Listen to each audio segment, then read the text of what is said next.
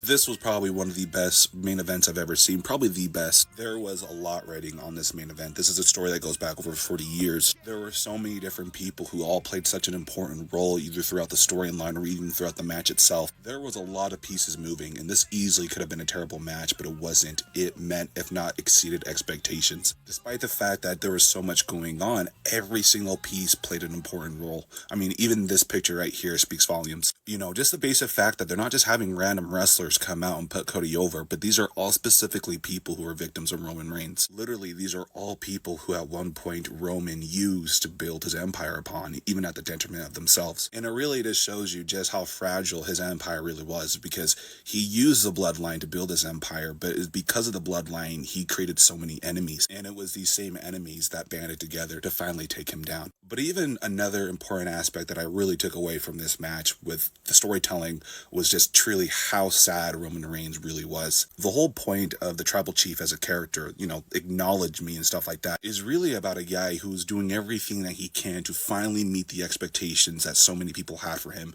because for so many years previously, he was only just failing. And Roman failed so much for so long trying to be the face of the company simply because he wasn't ready. He just wasn't ready to be the face of the company. He wasn't ready to be this star that everybody wanted him to be. And it all starts here, 10 years ago, where Seth, instead of being his friend and being there for him and helping him, betrays him and stabs him in the back. And moreover, Roman never really got one up back on Seth Rollins, right? I mean, even at one point, Seth cost him the championship. He actually took it away from him at Money in the Bank. And I think we all can agree why that makes this moment just so beautiful, because it truly showed Roman's colors. We really, for firsthand, really got to see who Roman truly is. I mean, we thought that he was vile and despicable before, but the very fact that when trying to make a decision as to either cement his future and cement his legacy by going after Cody, or just pure instinctful revenge going after Seth, he just chooses to go after Seth, is insane. Like, that is so insane. And what makes it hurt even more is that he had time.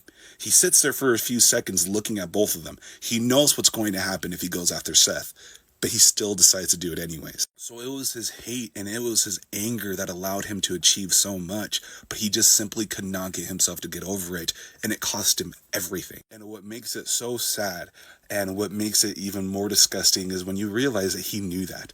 He knew that everything that he built was just going to go down the shitter because he just could not allow himself to let go of the past, and it cost him his future.